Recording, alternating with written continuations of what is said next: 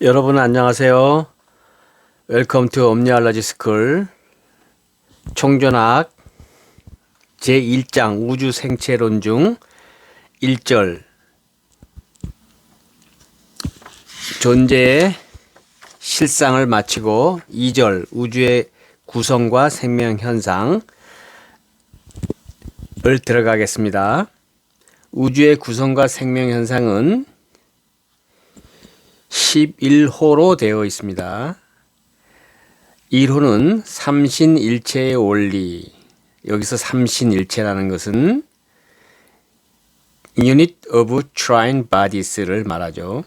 2호 우주 존재들의 기본적 공통 구조 및 형태. 3호 생물과 무생물. 4호 생명 활동을 할 수 있는 최소 단위의 존재는 세포이다. 5호 생명체, 천체에는 반드시 생물이 존재하는 것은 아니다. 6호 독립적으로 생존할 수 있는 생명체의 최소 단위는 항성이다. 7호 우주는 다차원적 일체의 생명체이다. 8호 세포적 생명체, 즉 생물의 형성과 그 활동 기전. 9호 생물의 총체적 관리 시스템. 10호 지신, 기신, 육신, 작용순의 법칙, acting order. 11호 완전사회론. 이렇게 나뉘어져 있습니다. 오늘은 3호까지만 할 수 있도록 하겠습니다. 1호 삼신일체의 원리 Unit of Trine Bodies. 전장에서는 우주 속의 모든 존재에 있어서의 육신과 기신 또 지신에 관해서 따로따로 설명하였다. 그러나 이 삼신은 따로따로 공간과 시간을 차지하는 것이 아니라 동시에 같은 공간을 차지하고 하나의 존재로 생명활동을 동시에 하는 것이다. 이것이 바로 삼신일체의 원리인 것이다.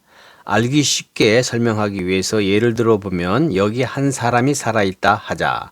그 사람은 육신, physical body만 있는 것이 아니고 반드시 지신, informatic body도 함께 있는 것이며 역시 기신, energetic body도 같은 공간을 차지하고 삼신이 같이 있으므로 살아 있을 수 있는 것이다. 그러니까 결국 육신, 기신 및 지신은 동시에 한 공간을 차지하고 하나의 존재로서 결합되어 있는 것이다.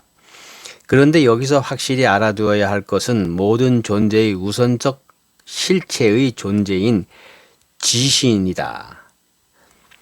그러니까 모든 존재의 우선적 실체의 존재는 지신이라는 것이죠. informatic body. 그리고 기신, energetic body와 육신, physical body는 지신, informatic body의 가시적인 표출 현상에 불과한 것이다. 그러므로 지신 없는 기신과 육신은 존재할 수 없으나 육신과 기신이 없는 지신은 존재할 수 있는 것이다. 그러니까 결론적으로 얘기하면 실존의 존재는 지신뿐이며 기신과 육신은 필요에 따라서 지신이 소유하는 소유물 또는 생명활동 도구에 불과한 것이다.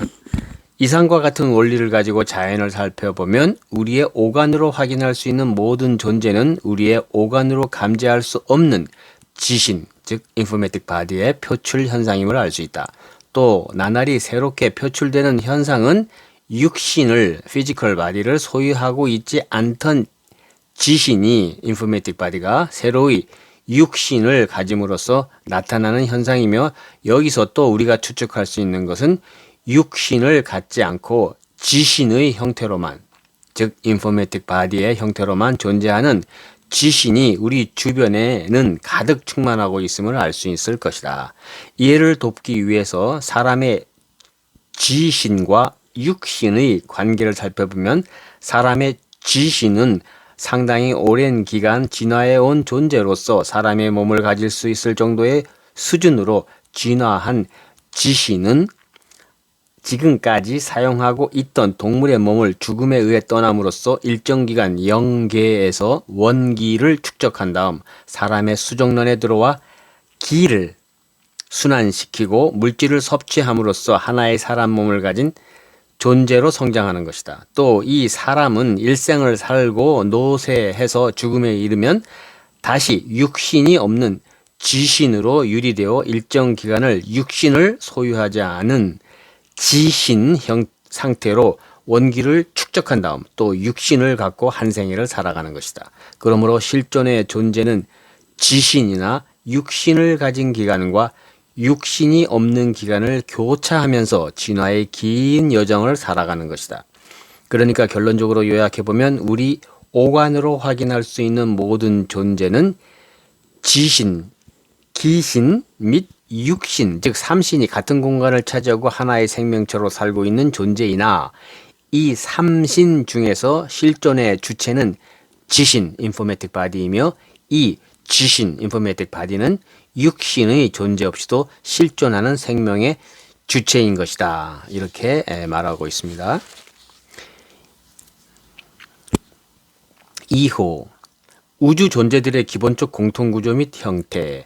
우주에 존재하는 모든 존재들은 하나도 같은 것이 없고 천태만상을 나타내고 있는 것 같지만 모든 존재들의 기본 구조와 형태들을 살펴보면 모두 공통된 같은 구조와 형태를 하고 있다. 그와 같은 사실을 실제로 비교해 보기 위해서 몇 가지 차원이 다른 존재들의 구조와 형태를 살펴보면 모든 존재가 그 중심부에 가장 비중이 크고 양전하를 띤 핵이 구성되어 있고 그 외곽에는 비중이 적고 음전하를 띤 존재들이 떠돌면서 에너지적 평형을 이루고 있다. 그래서 원자, 세포, 지구, 태양계 또 은하계 더 나아가 우주 전체 즉 모든 존재가 다 같이 공통적인 구조와 형태를 이루고 있음을 알 수 있다. 이와 같은 현상은 생물이나 사람에 있어서도 마찬가지 구조이다. 그리고 또 이상에서 설명한 기본 구조는 차원을 달리하면서 우주의 모든 존재들이 연결되어 있는데 즉 모든 존재의 핵은 바로 위차원 존재의 외각의 존재가 되며 외각의 존재는 바로 그 아래 차원 존재의 핵이 되는 구조로 이루어지며 그럼으로써 우주의 모든 존재는 하나도 빠짐없이 더 큰 하나로 연결되어 있다. 또 핵과 외각은 상당히 넓은 공간을 유지하고 있어 조밀한 물질 속에도 사실은 대부분이 공간으로 구성되어 있는 것이다.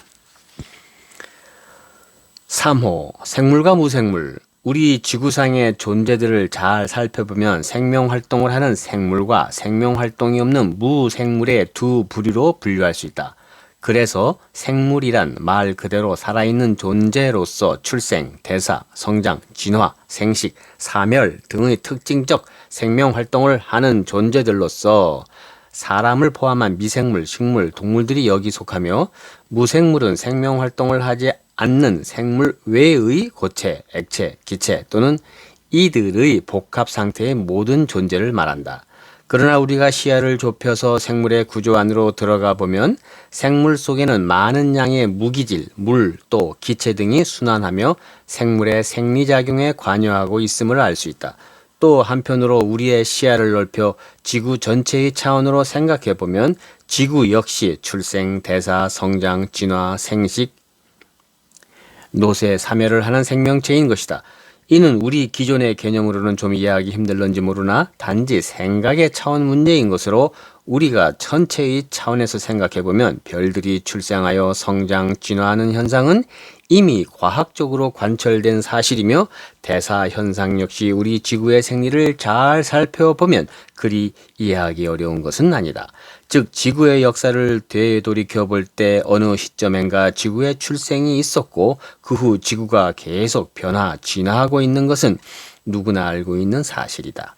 또 지구는 공전, 자전 운동으로 자신의 리듬을 타고 운동하고 있음은 물론 지구에 존재하는 만물에게 일, 월, 추나 추동의 리듬을 부여하며 항상 비를 내리고 신선한 공기를 공급하여 모든 생물의 생명활동을 유지시키는 등 마치 사람이 식품을 먹고 물을 마시며 호흡을 해서 사람을 구성하는 모든 세포의 생명활동을 유지시키는 현상과도 흡사한 것이다.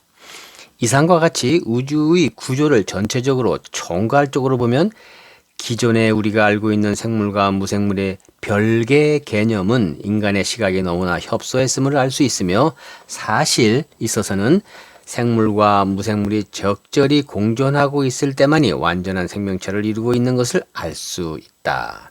그러므로 이와 같은 완전한 차원에서 보면 우리가 알고 있는 생물은 모두 그 생체 속에 무생물인 무기질, 물 및 공기를 내포하고 있기 때문에 온전한 생명체로서 존재할 수 있는 것이며 또 모든 생물은 더 큰 생명체 속의 삶으로써 무생물로부터 모든 물질적 공급을 받아 비로소 생명을 이어갈 수 있는 것이다. 그러므로 총존하게 견지해서 보면 생물과 무생물은 절대로 별개의 존재가 아니라 차원이 다른 생물이다. 그리고 하나의 생명체는 반드시 생물과 무생물이 공존해야 그 생명을 유지할 수 있는 불가분의 구성 부분에 불과한 것이다. 이해를 돕기 위해서 우리가 잘 아는 지구를 예로 들어 설명해 보면 지구는 하나의 천체이며 동시에 하나의 생명체이다. 지구의 생물권을 구성하는 모든 생물은 생물권만을 분리하면 살아갈 수 없는 것이다. 지구의 생물권은 암석 토양권, 수권, 기권이 공존함으로써만 생명을 이어갈 수 있을 뿐 아니라 사실은 완전한 하나의 생명체는 생물권, 암석권, 수권, 기권 을 모두 갖추고 있는 하나의 개체라야 되는 것이며 생물만으로는 계속 생존할 수 없는 불완전한 일부분에 불과한 것이다. 그리고 또 우리가 분명히 알아둬야 할 것은 생물이란 큰 생명체의 진화 과정 중에 일시적으로 출현하는 생리 현상에 불과하며 대부분의 기간은 생물의 출현이 없는 생을 살아가는 것이 큰 생명체 전체의 일생인 것이다. 그래서 일반적으로 육신이라고 하면 생물에 한해서 그 몸을 지칭하고 있으나 총전학에서는 모든 존재의 물질적 부분을 육신으로 통칭하는 것은 생물과 무생물은 그 근본에 있어서 별개가 아니며 모두 함께 큰 생명체의 구성 부분이기 때문인 것이다. 내친 김에 4호까지 하겠습니다. 4호, 생명활동을 할 수 있는 최소 단위의 존재는 세포이다. 생명활동이라고 하면 앞에서도 말했듯이 출생, 대사, 성장, 진화, 생식, 노쇠, 사멸 등 생물 고유의 현상을 빚어내는 움직임을 총괄해 말하는 것으로 이와 같은 생명활동은 단순한 원자나 분자의 차원에서 이루어질 수 없고 어떤 일정 단위의 물질 집단이 이루어져야 비로소 생명활동을 영위할 수 있는데 이 중에서 가장 단순한 단위는 세포이다. 그러므로 세포가 하나 존재하면 이미 하나의 생물이 존재하는 것이며 따라서 거기에서는 생물의 특징인 모든 생명활동이 진행되는 것이다. 그러나 생물은 그 종류가 수도 없이 많으며 각 생물이 가지는 지신의 인포메틱 바디의 진화 정도에 따라서 그 구조도 천차만별의 다양성을 나타내고 있다. 그래서 미생물에 있어서는 세포 하나만으로 생물의 개체를 이루는 경우가 많은가 하면 좀 더 진화한 고등 생물이 되면 세포 하나로만은 전혀 그 생물이 가지고 있는 지신의 인포메틱 바디의 정보를 표출할 수 없으므로 세포가 모여 조직을 만들고 조직이 모여 기관을 만들며 기관이 모여 개체를 만드는 등 여러 가지 필요한 기능성의 육체 부위를 만들고 이들이 총괄적으로 한 개체를 이루어 생명활동을 영위할 수 있게끔 되는 것이다. 그래서 고등 동물에 있어서는 세포 자체도 그 기능성에 따라서 다양한 형태로 분화되는가 하면 한 동물을 구성하는 세포의 수도 천문학적 숫자로 늘어나서 예를 들면 사람을 구성하는 세포의 수는 50조가 넘는다고 한다. 그러나 여기서 확실히 알아두어야 할 것은 아무리 많은 수의 세포로 구성된 고등 생물이나 또는 가장 단순한 단세포 미생물이라 할지라도 그 생명활동의 근본은 세포 차원에서 이루어지는 것으로 모든 생물의 기본 단위인 세포의 구조 및 그 기능은 모두 공통점을 지니고 있다. 즉 세포라고 하면 우선 정보를 지니고 세포의 기능 및 작용을 총괄하는 핵 또는 핵물질이 반드시 존재하며 다음으로는 세포의 모든 작용을 실제로 수행할 수 있는 여러 가지 세포 소기관들이 수분이 풍부한 교질상의 원형질 속에 산재해서 생리작용을 유지하고 있으며 이러한 세포의 가장자리에는 울타리가 되는 세포막이 둘러싸여 다른 세포와 경계를 짓고 단독적인 생활을 보장받고 있는 것이다. 그러나 세포 하나는 단독으로 생존할 수 없고 외부로부터 영양물질, 산소 및 물을 항상 받아들여야 할 뿐 아니라 대사산물도 배설해야 하므로 세포막은 반투막이라는 필요한 물질의 출입이 가능한 구조로 되어 모든 생리작용을 적절히 계속할 수 있는 것이다.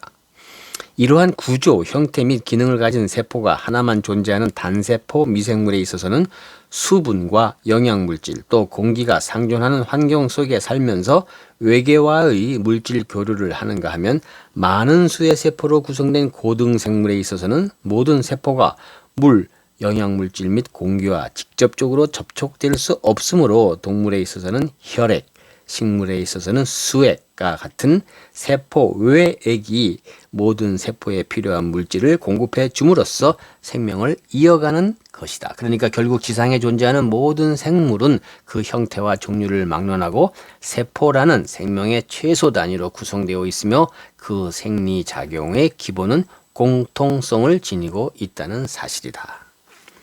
네, 경청해 주셔서 감사합니다. 오늘은 여기까지 하겠습니다. God bless you.